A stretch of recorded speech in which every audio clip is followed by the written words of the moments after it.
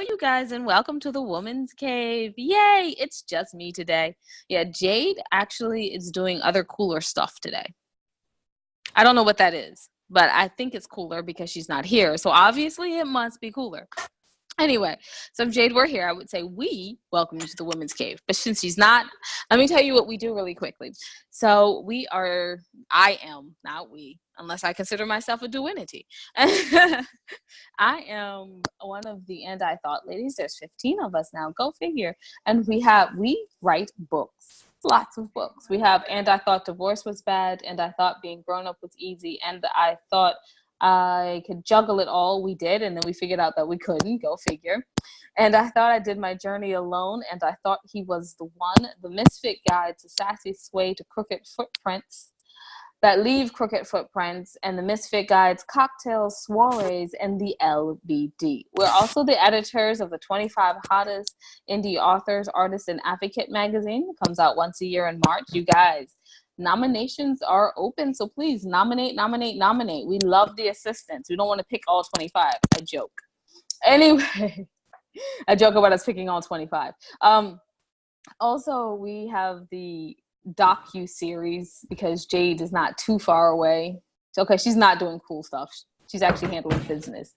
But Jade isn't too far away, so we have the docu-series on Amazon and Channel 18 in California. Yay! We just found out that that our UK people watch us more than our US folks. So thank you to the UK for watching our television show. I appreciate it. I don't know if Jade does, but I do. She's not here, so I can throw her under the bus too. Well, you can find out everything that your ladies are doing at andwethought.com. You can go to the ladies tab and go down to the middle, and you can support the charities that we proudly support. And this would be the moment where I would introduce our guest, but I'm going to give her a moment. What we have coming up next, we did the Thoughtful Book Festival, so please, you guys, go check out the Thoughtful Book Festival on YouTube. We have like one stage, the reading stage up. Next year, we'll probably do the Thoughtful Book Festival again. Come and see the speakers. Have an enjoyable day in literature. And we also have the Experienced Writers Retreat coming up in Las Vegas on October 10th and 11th. There's our wonderful guest. Wonderful guest, would you like to introduce yourself? Hi, my name is Janice Hoffman, and I'm the author of Relationship Rules. And I'm just so happy to be here today to talk about dating and how women can be more successful in being happy with ourselves as well as in dating. Exactly. I think okay, I'm going to ramble, and I'm not a dating coach, but let me just quickly say, I feel that being happy with yourself is the first key of finding happiness in someone else, because you can't find what you don't already have. Absolutely. You can only add or take away. There are a lot of people who take away. But so if you're happy with yourself, you have a place to start. So what would you say is the most important thing that we should know about relationships as women? Yeah, I started off with something a little loaded, right? My bad. Yeah, there's so many things I could say, but probably I'll start off with something I feel really strongly about, which is men and women are different. And we're wired different. Physically, we're different. Mentally, we're different. Emotionally, we're different. Physiologically, we're different. And to learn what our differences is so that you know if your partner is reacting in a way that's based on our gender differences or if it's something that, is personal. Many times people do and say things that we take personally, which is more based on our gender than it is based on a personal attack on that person. So let's say you have a fight with your boyfriend or your husband and you say, I can't do this anymore. And you go in the bedroom and you shut the door and you're crying. And after a few minutes, you think, I don't really want to fight. And we only have this short time together because maybe your kids are with the opposite parent. And so you come out of the bedroom and you're about to walk up to your partner and say, hey, let's not argue. Let's get this resolved. And when you walk out of the bedroom, you see that he's sitting in front of the television watching TV with a beer and a bag of Doritos, looking like he's not he's not hurting because you just had an argument. So you might think, well, he must not care very much because he's all relaxed watching TV, having a beer and eating some chips. And, this didn't mean anything to him. That's not true. Men are able to compartmentalize their feelings. And so he can put that argument that he had with you over here and then watch TV, and the two are not equally, they're not mutually exclusive. But maybe you don't know that. And so you think, well, how much could he care? You go back in the bedroom and give him the silent treatment for the next day or two. And you take his behavior personally. And then all the relationship plays out from that, taking it personally, when really he was just doing what guys do, which is compartmentalizing everything. That's why men can go to war, and that's why men can shoot an animal to bring food home for their family. They compartmentalize. They're able to disassociate from their feelings. And if you don't know that men are able to disassociate from their feelings, because we women aren't, then that could be a big thing in a relationship. So just being able to understand just the simple differences between men and women can make a huge difference in a couple's relationship. It can make or break a relationship, really. So what if a woman learns that? The most important thing a woman can learn is to take responsibility for her own happiness and not rely on a man, or not wait for the man to come along to make her happy. Do what makes you happy. Get on with your life. He'll come along. He's looking for you, girlfriend. You're the prize. You do not have to go looking. The prize does not have to go looking for contestants. You're the prize. He will find you. Men can't live without women. And so taking care of yourself, if a man walks into anywhere and he sees two women who are equally beautiful, equally great personality, equally emotionally stable, equally everything they want in a woman, one looks happier, the other one doesn't look so happy. Which one is he going to choose? He's going to choose the happy one, because it's easier to keep a happy woman happy than to make a sad woman or an unhappy woman happy and then try and keep her there. So it's our job to be happy so that we are attractive to those kinds of men or people, depending on your preference, that you want to be attracted to.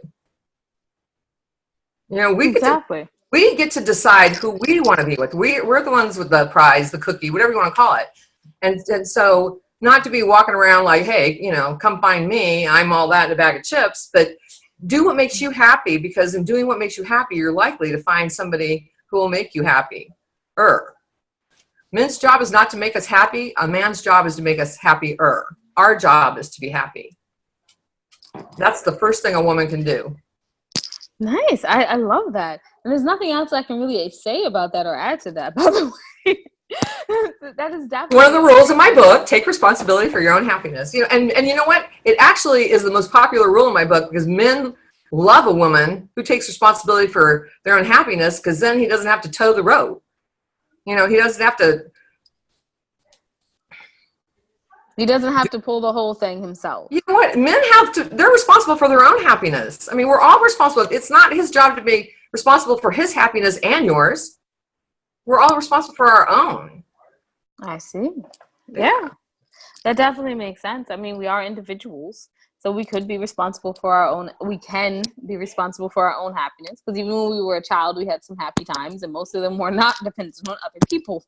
Right. Right. So as we grow, and you know what else I've learned is things the most wonderful blessings, miracles, encounters, whatever you want to call it, they happen when you're taking care of yourself. Emotionally, physically, mentally. When you take care of yourself, wonderful things can appear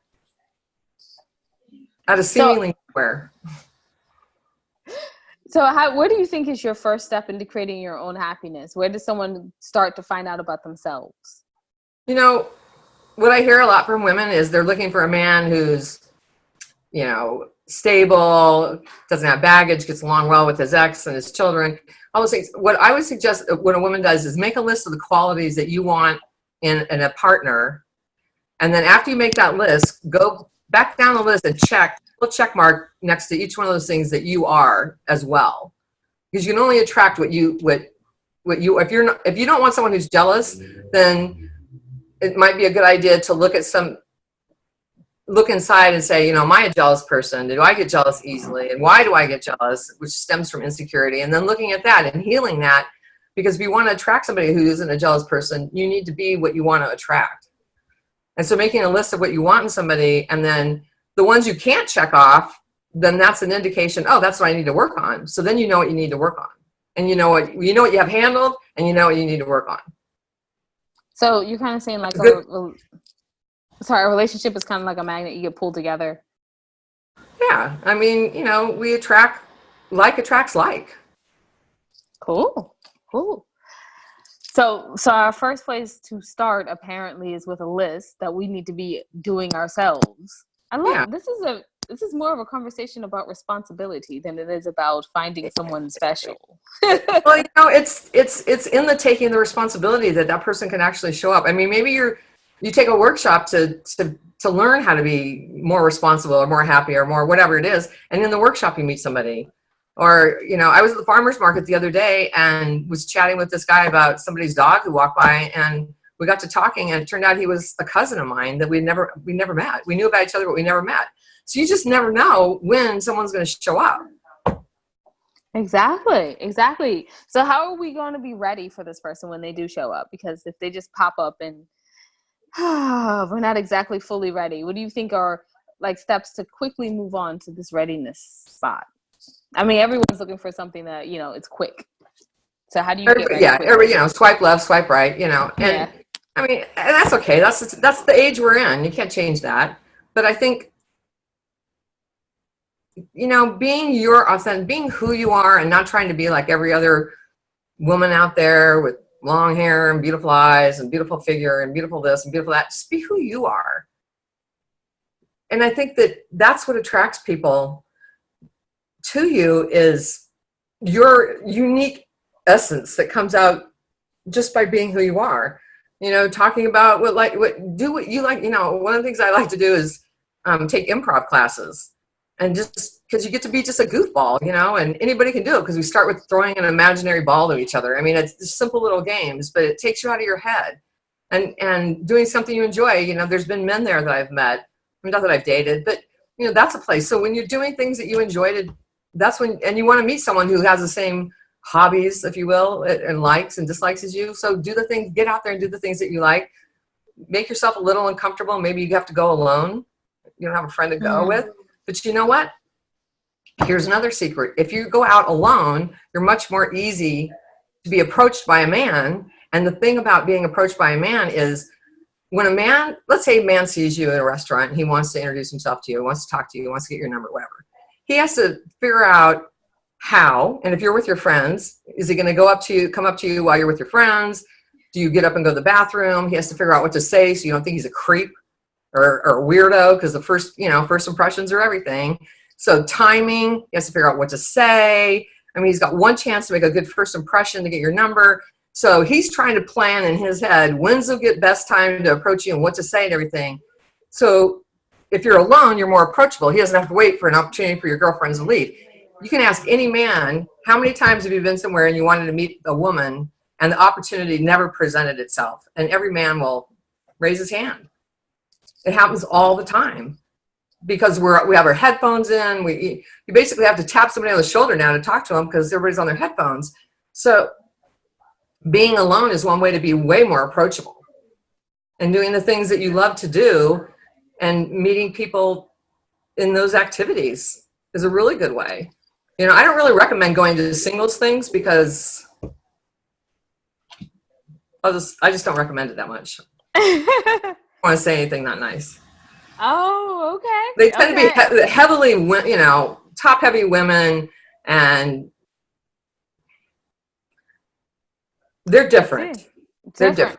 Okay. All single people, it's very different culture, a very different environment, and people can be hecklers and say things that are out of place, and so I don't really recommend singles events. But do what you love to do. Go play tennis. Go to a happy hour. Even if you don't drink, go to happy hour at a restaurant, because some restaurants have great happy hour menus. You still get to sit at the bar and meet people. I've met a ton of people doing that. So we've sold a ton of books doing that. Yeah. You go, where are most of your sales? At a bar. People are talking, they start drinking. They're like, hey, yeah, I'll buy that. Okay, cool. Really nice of them. But anyway. Amazing. So how do you feel that the temporary relationship culture has affected the odds for having a long-term meaningful relationship? Oh, that's a big question. You know what? People are living longer than they used to. So, and they're getting married. And if you get married in your 20s and you live into your 80s, that's 60 years of going through all the different changes in life with somebody. in the hope and prayer that you're going to change together and stay in love and want to both be staying in a committed relationship for all the right reasons. And in some ways it's not as doable as it used to be. We change every 7 years. Our priorities change.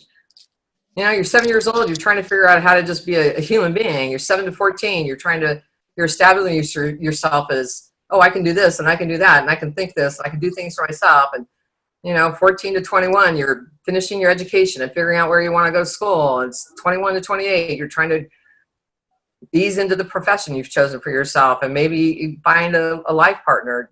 Every 7 years our priorities change. And when you're in a relationship with somebody, you have to be committed to that relationship and committed to the longevity of that relationship and have mutual respect for each other for you to travel through those every 7 year changes and still make love and your relationship a priority. I tell people all the time, there's you, there's your partner, and there's the relationship. Some things you do for you, some things you do for your partner, and some things you do for the relationship. So you can be pissed off at your partner, but you can still do something for the relationship and still be mad at them. Exactly. You know what I'm saying? Definitely. Because it's something that's mutually beneficial and it's Right. for the relationship. Right. Like, I'm mad at you, but I'm committed to this relationship. So for the relationship, I'm going to forgive you. Or for the relationship, I'm going to overlook, or I'm going to whatever. But it's going to take me some time to get upset with you. Just because somebody says they're sorry doesn't mean we're made out of rubber and we bounce back. We need time. I need time to process what you said. And as a woman, if you say you're sorry to me, if a man, and I'm in a relationship with a man, says he's sorry to me, I want to know, because we're different. This is another way we're different as men and women. I want to know what you're sorry for. I want to just hear the words. I want to know how sorry are you, and I want to know what you're going to do to make up for it. So I'm sorry is the beginning of an apology for a woman. If you say I'm sorry to a man, he'll be like, never happened. They just move on. We're very different. And learning, I say this all the time, learning about our differences is so empowering, because then you get to be you, take more responsibility for your happiness, and the relationship benefits as well. So what do you have to say for people who are coming back into the dating world? I just hung out with a divorcee, and she was like, I had to figure out if I'm still viable because, I was married for years and now I'm back. And I was like, dude, you got married in your 20s and you're back in your 20s. Don't joke. But anyway. She didn't miss that much. Right. No, but actually she did. That was amazing, because she was like, the whole Tinder thing hadn't happened and Bumble wasn't big, and yeah, so she missed that. And now she's back and she's like, oh wow, this is different. And I was like, all right, cool. Because there was dating sites, not dating apps, when she was here. Right. And she was like, oh, let me try this one and that one. And they weren't that great. No, they're not. Anyway. Well, they put fake people's pictures on those sites so that you're like, wow, look at all these good-looking men or all these good-looking women. And so you get on there, they're all fake profiles. The company itself sets up fake profiles of good-looking people. And then and the proof is you send them a message, you never hear back because they don't exist. It's just to get you on their website. So what I would say to people like your friend who just got out of a relationship and, misses being in a relationship, misses having that companionship, is just take some time for yourself. Do some investigation. What did you contribute to the relationship that didn't work? What did you contribute to the relationship that did work? What do you want to do differently in another relationship so that you don't bring the same problem, the same issue to your new relationship? Take that time. Because if you don't take that time, you're just going to take it into the next relationship, and then you're just accumulating stuff that needs to be resolved. So take some time for yourself, do some personal investigation, take some alone time, be with nature, really do some journaling, get in touch with who you are so you're real clear about what you want when you go out into the world and meet somebody new. And maybe you meet somebody real quick right away. Some people do. And they're really into you, because guys, that's how they are. They're real into you at the beginning, and then they're like, not so much sometimes. And so even though it sounds really great to get in a relationship right away, do that personal interrogation, because it will pay off in spades. It really will. Everybody should do that when they come out of a relationship, especially a marriage. Exactly. I actually spent I actually spent 10 years doing personal investigation and being friends, not just personal investigation for myself, but I spent a lot of that time just being friends with guys who were currently dating. Like, I got to hear about their dates, and like, it took me a while, first of all, just to become a guy that, you know, you watch Right. football with and hang out with and that sort of thing, and actually have a conversation. I know I wasn't gonna get every conversation, but just for them to let the guards down and have like conversation with their friends, and you're like, oh, that's what y'all really think. So, you know, to have that like in your head now and know that, okay, this is what that means, that's what this means. Yeah. Oh, and I know how I feel about it and what they mean from it. It's a long journey, but it was a lot of fun. Met a lot of really cool guys, and now they're all married. It's weird. But you know what? Ask them the questions you want to know about men. Why do men do this? And when men do say this, do they really? Ask them, because they'll tell you, especially the married Oh, they ones. will. They definitely will. You know, they're your greatest teachers sometimes. They definitely, but some of them have old information. Yeah. You know, some of us are still old school. I mean, women, and I don't know that it's old school. Women still want to be romanced. We want to still feel like the most special woman in the room. I don't think that's ever going to change. And when we don't feel special, you know what happens is the attraction fades. So when he stops doing all those little things that he did in the beginning, if he doesn't continue to do them with some regularity, you know, inevitably the attraction will fade. Okay. I can definitely understand. And that's one of the reasons it's really important for men to continue to do the little things they did in the beginning, because, and the flip side of that is women need to appreciate them for their efforts. If women never hear anything but this, men gravitate to where the appreciation lives. And if you're not appreciating your man for taking out the trash, it doesn't have to be anything big. It doesn't have to be, he gave you a great orgasm, thank you. It could be he took out the trash, he could, some little thing, he picked you up. Appreciate a man for his efforts, because he will gravitate to where the appreciation lives. If it lives at the gym, if it lives at work, if it lives on his computer watching porn, he will gravitate to where he's being appreciated. And once we get married, once we get into a relationship where we're living with each other, we forget to say thank you for the little things. You know, I didn't thank my husband for vacuuming the carpet. The house is half his, the carpet's half his. Why do I have to thank him for vacuuming the carpet that's half his? Because that's what he needs to feel good about himself, so he can be not good and loving to me. And it just, Okay. you know, it just circles. Okay, I've honestly heard you say this quite a few times, and I personally, thoroughly, and completely disagree. Mostly because every relationship that I'm in, I do that.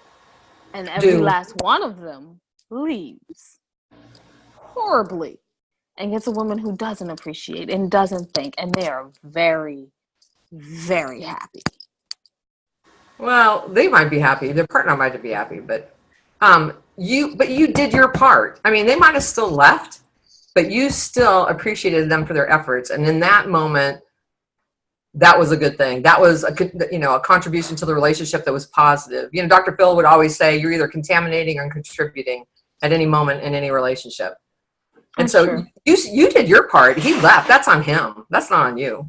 It's not just him. Like, it's many hims. And then, like, you apply that to friendship. You know what? God's doing you a favor by getting them out of your life so the right guy can show up. Many them. So there you go.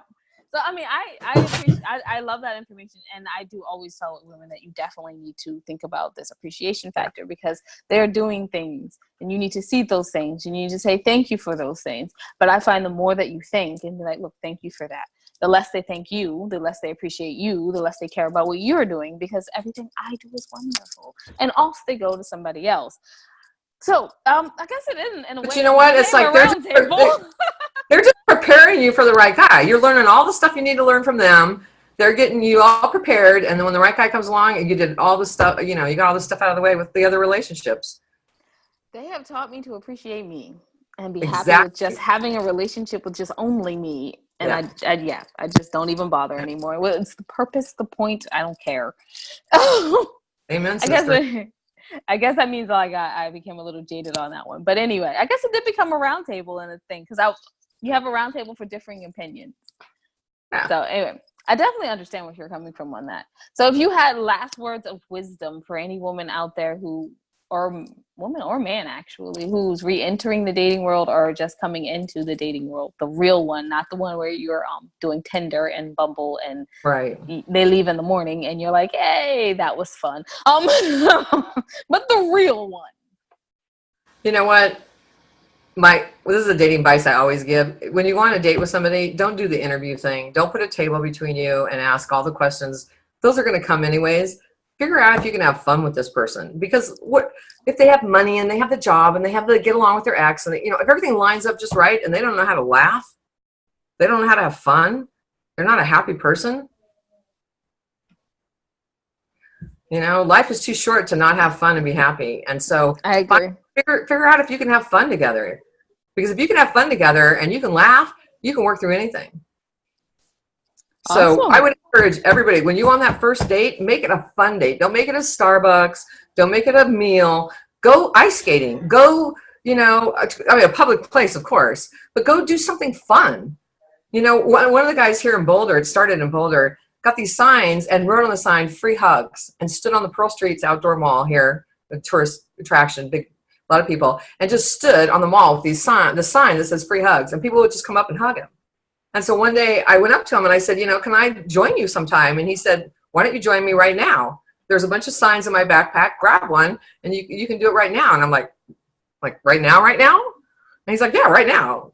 And so I did. And it was one of the most wonderful experiences of my life, because everybody hugs differently.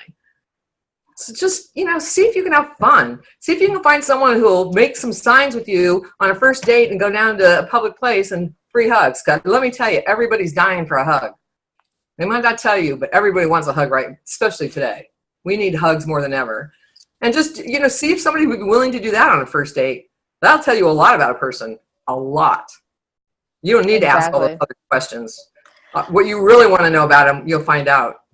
So that's my encouragement. I love this advice. Because honestly, you're not going to be eating a meal at a restaurant all your life. So you're going to be doing things. So let's go do. You're trying to ask questions to put salad in your mouth or a corn on the cob. I mean, come on. You got stuff in your teeth. That's not a first date. That's awkward. So now people go to the bathroom and don't come back. I mean, they don't ghost you. They physically ghost you in a restaurant. I mean, people are just, that's whatever. So where can people find information about you on the internet? Well, they can go to Amazon if they want to. My book is in paperback as well as ebook. And the little sticker means it won first place with the Colorado Independent Publishers Association. It's called Relationship Rules, 12 Strategies for Creating a Love That Lasts, with a how-to for men and a how-to for women for each one, so you don't have to guess what I'm trying to tell you. And it's on Amazon. They can go to my website.